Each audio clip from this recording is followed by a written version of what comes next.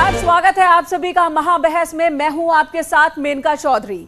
UP में सत्ता की लड़ाई के लिए सियासी संग्राम शुरू हो चुका है, तो दल बदल की एक बार फिर से तस्वीर भी दिखाई देने लगी है। लेकिन इन तस्वीरों के बीच योगी आदित्यनाथ आज गोरखपुर में एक दलित परिवार के घर पहुंचे।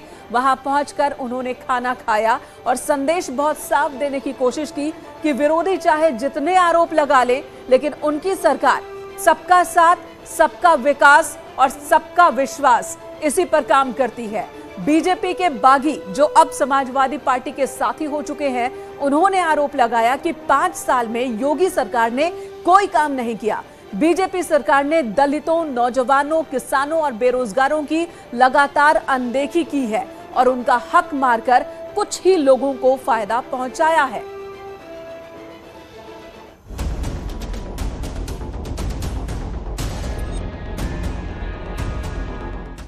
किसका 80, किसका 20 और 22 में किसकी सरकार? समाजवादी पार्टी के साथ जो गठबंधन था उसके साथ खड़े हो गए थे, और जिन जिन लोगों ने आज मंच को देखा होगा, इस मैदान को देखा होगा और स्वामी प्रसाद मौर्य जी की बात सुनी होगी, 20% भी उनके खिलाफ हो गए होंगे। यूपी में सियासी खिचड़ी खाएंगे, 22 में सरकार बनाएंगे।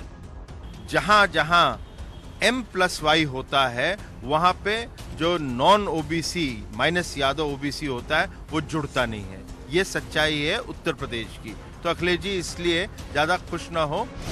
दलित के घर खाएंगे, क्या दलित वोटर साथ आएंगे? भ्रष्टाचार जिनके जीन्स का हिस्सा हो, वे सामाजिक न्याय की लड़ाई नहीं लड़ सकते। सामाजिक न्याय यही है, बिना भेदभाव के समाज के प्रत्येक तबके को शासन की योजना का लाभ मिले। ओबीसी दलित के पैरोकार या फिर टिकट का संकट था यार? सरकार बनावे दलित और पिछड़े और मलाई खावे वो लोग अगड़े 5% लोग। मैं कहना चाहता हूं, आप कहते हो नारा दे रहे हैं 80 और 20 का, और मैं ये कहता हूं 80-20 नहीं, अब तो होगा 15 और 85 का। अखिलेश का गठजोड़ मंडल पार्ट 2 की तैयारी। इन गरीबों के हक को हड़पना उनके लिए अपना जन्मसिद्ध अधिकार है, और इसी को अगर वे सामाजिक न्याय कहते हैं तो मुझे लगता है सामाजिक न्याय नहीं, ये सामाजिक शोषण है। इसी मुद्दे पर देखिए महाबहस।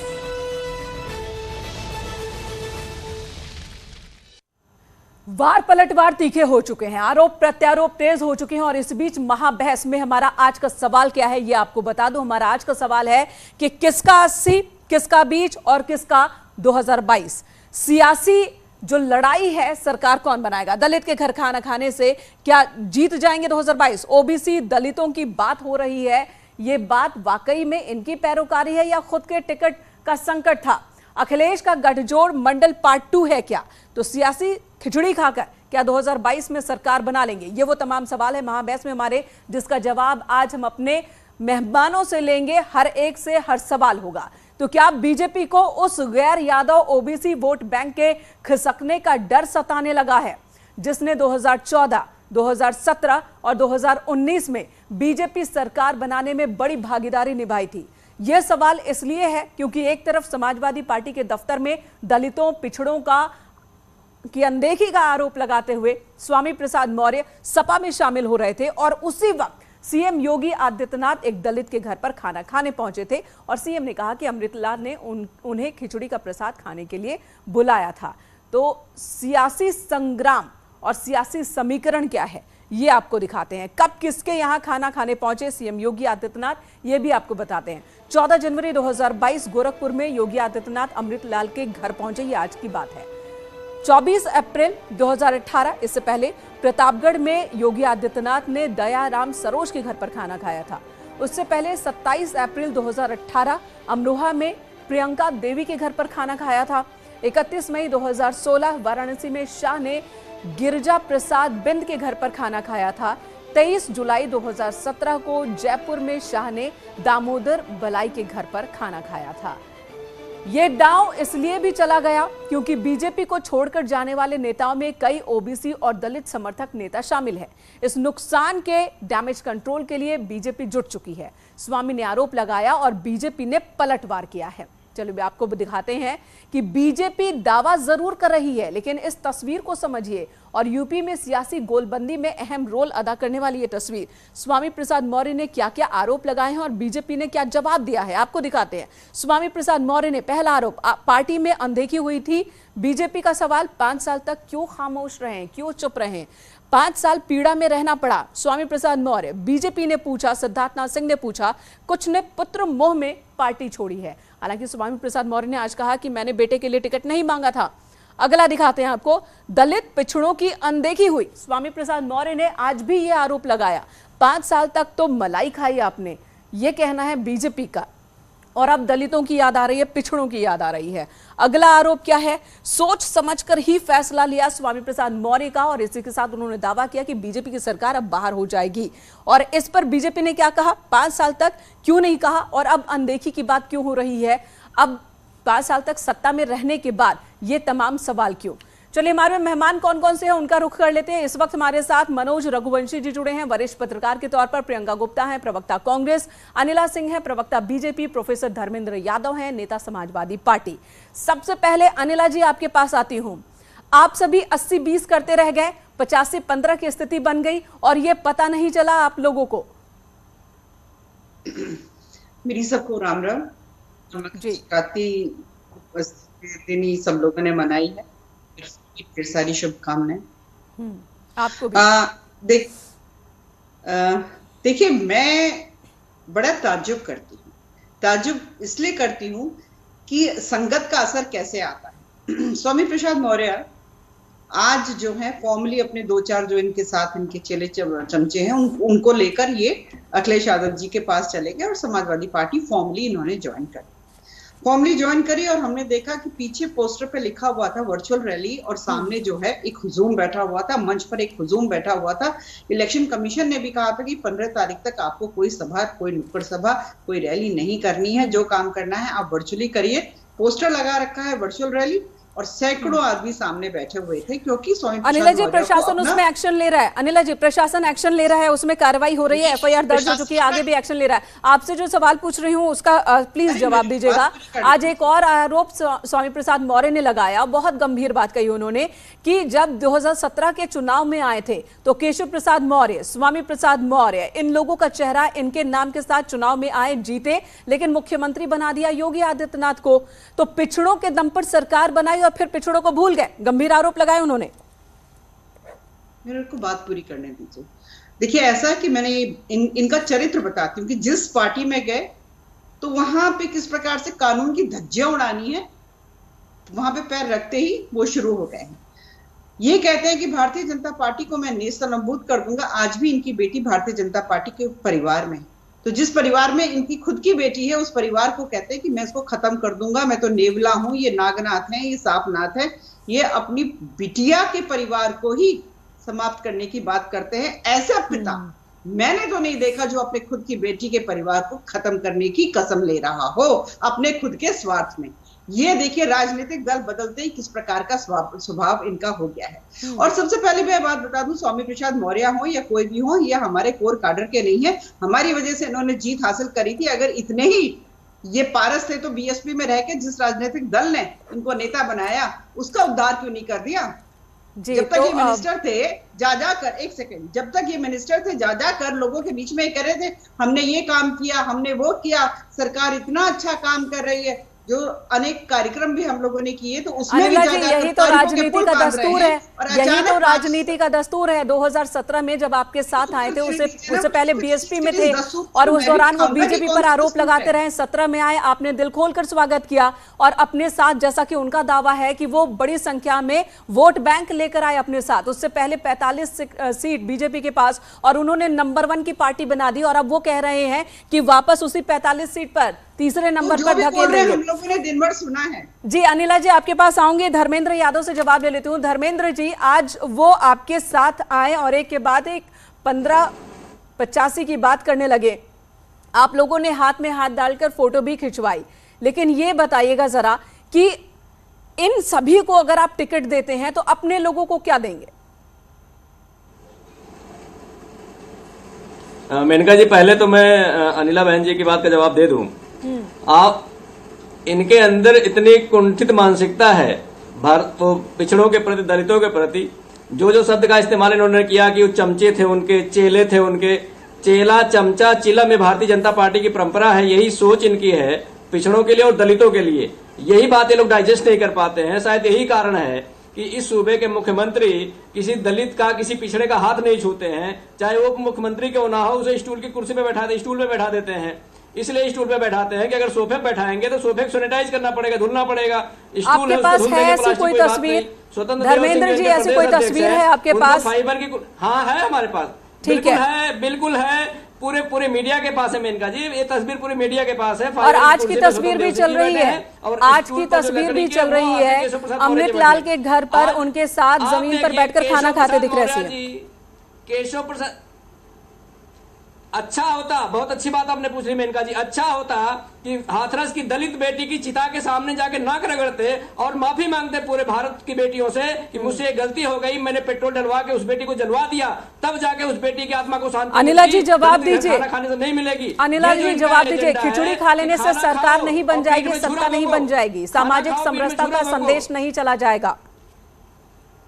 देखिए ऐसा है, ये पिटे हुए चेहरों को लेकर ये सोच रहे हैं कि हमने गोल्ड मेडल ले लिया, तो मैं इनको बता दूं, अगर पीतल पे गोल्ड पॉलिश कर देते हैं तो वो सोना नहीं हो जाता। All that glitters is not gold, ये समझ लीजिए। और जहां तक आप दलितों की बात कर रहे हैं, हमारा तो वो राजनीतिक दल है, हमारे जो प्रधानमंत्री है, जो हमारे शीर्ष नेतृत्व है, शांत होकर बैठिए, मैं आपके बीच में नहीं बोल रही थी। लाल टोपी की गुंडागर्दी यहाँ मत दिखाइए, लाल टोपी की गुंडागर्दी दिखाने की जरूरत नहीं है। आज हमने देख लिया आपके राजनीतिक दल में आते ही स्वामी प्रसाद मौर्य ने अपने बिटिया का परिवार को ही समाप्त करने की बात करी। इसको बोलते हैं कंस, इसको बोलते हैं कंस मानसिकता। अभी मकर संक्रांति है, आज जो है मिलने मिलाने का त्योहार है, आप ऐसे गुस्सा मत होइए। वाली भाषा का प्रयोग करके अपनी बहन बेटियों को नहीं छोड़ेंगे, ये वो वाले राजनीतिक दल है। धर्मेंद्र जी जवाब तो देने दीजिए, धर्मेंद्र जी आपने सवाल पूछा, अब जवाब तो देने दीजिए अनिला जी को। क्या बोलेंगे, इनको पास बोलने के लिए कुछ है ही नहीं। अनिला जी गुंडा बोलेंगे, चेहरों को लेके, बिन पहले के लोगों को लेके, पिटे हुए चेहरों को लेकर, इनकी भाषा है, इनकी मर्यादा है, दूसरे को मर्यादा सिखा रही है बैठ के चैनल पे। केशव प्रसाद मौर्य मर्यादा सीखिए जाके। ये भारतीय जनता पार्टी है साहब, यहाँ पे व्यक्तिवाद या परिवारवाद नहीं चलता है। आप लोग चिलम भरते हैं एक परिवार की, एक चेहरे की चिलम भरते हैं आप लोग। ठीक है, अगर हम व्यक्तिगत ना हो तो बेहतर होगा, व्यक्तिगत ना हो तो बेहतर होगा। इस मुद्दे को, इस बहस को राजनीतिक ही रहने देते हैं। आप दोनों के पास आऊंगी, प्रियंका गुप्ता का रुख करूंगी, कांग्रेस से हमारे साथ मौजूद हैं। प्रियंका गुप्ता जी, बहुत हलचल मची हुई है, हर तरफ आरोप प्रत्यारोप भी तेज हो चुका है, और ऐसे में एक तस्वीर आज कांग्रेस से जुड़ी हुई भी आई। एक महिला जो कि टिकट चाहती थी, उन्होंने खुद पर ही हमला करवाया था। आपकी पार्टी ने 40% टिकट महिलाओं को दिया है, पहली जो लिस्ट आई उसमें भी, बावजूद इसके एक महिला को खुद के ऊपर गोली क्यों चलवानी पड़ गई टिकट के लिए? कि ये जांच का विषय है, इसमें जांच हो जानी चाहिए, क्योंकि मैं यहाँ पर इस केस के बारे में नहीं, मुझे पूरी तरह से पता है। लेकिन मैं इतना जरूर कहना चाहूंगी कि प्रियंका गांधी जी ने जो एक मैराथन जो स्टार्ट की थी, तो उसमें था कि लड़की हूँ, लड़ सकती हूँ, और अभी भगदड़ जो मची है वो बीजेपी में मच गई है। बीजेपी में जो है, जब तक कोई रहता है तब तक वो बीजेपी की वॉशिंग मशीन से धुला हुआ रहता है, परंतु जैसे ही बीजेपी की वॉशिंग मशीन से वो बाहर आता है, उसके ऊपर न्यायिक जांच बिठा दी जाती है, क्योंकि वो उसके ऊपर आपराधिक गतिविधियां जो है, बदले की भावना से वो आरोप लगा दिए जाते हैं। तो ये बीजेपी का चाल चरित्र और चेहरा है जो आज सभी देख रहे हैं। वास्तविकता ये है कि पिछले 5 सालों में इन्होंने जो दलित और पिछड़ों के ऊपर जो अत्याचार किए हैं, चाहे वो हाथरस की घटना हो, चाहे वो उम्बा गांव में हो, तो इन सारी घटनाओं को देखिए तो उससे पता चल जाएगा कि बीजेपी की जो है रणनीति क्या है। आज पूछिए कि अनिला जी बैठी हुई कि इनके कितने मुख्यमंत्री जो हैं वो दलित हैं या पिछड़े से आते हैं, कोई नहीं है। तो ये हकीकत है। नहीं, वो तो प्रधानमंत्री का नाम ही बता देंगे, वो तो राष्ट्रपति का नाम बता देंगे, वो तो डिप्टी सीएम का नाम बता देंगे, और आप हाथरस की बात करिए तो बीजेपी अलवर का नाम ले लेती है। अनिला जी जवाब दीजिए। आज तो उत्तर प्रदेश में जो इनकी पोस्टर गर्ल रहती है ना, डॉक्टर प्रियंका मौर्य, उन्होंने ये कहा है कि मेरे को हर जगह पोस्टर पे इस्तेमाल किया गया, मुझे वायदा किया गया टिकट देने के लिए। फिर प्रियंका वाड्रा जी के जो सेक्रेटरी है संदीप सिंह जी, उन्होंने कहा पैसा दो तो टिकट मिलेगा। सीधा सीधा आरोप लगाया है। उसके बारे में बता दें, प्रियंका मौर्य ने, डॉक्टर प्रियंका मौर्य ने साफ कहा कि प्रियंका वाड्रा ने मुझसे वायदा किया, जब मैंने संदीप सिंह से कहा तो संदीप सिंह ने कहा पैसा दे दो तो टिकट मिल जाएगा। तो ये तो यहाँ पर अहमियत है महिलाओं की। अलवर का केस देख ही लिया आपने। प्रियंका वाड्रा जो है उत्तर प्रदेश में आके तो बोलेंगी कि लड़की हूँ, लड़ सकती हूँ, और वहां पे रणथंबोर में छुट्टियां काट रही थी राजस्थान में, राजस्थान की बेटी के साथ निर्भया जैसा घृणित बलात्कार हो गया। एक शब्द नहीं, मुंह पर टेप लगाकर बैठ गई। सोनिया गांधी मुंह दही जमा कर बैठ गई।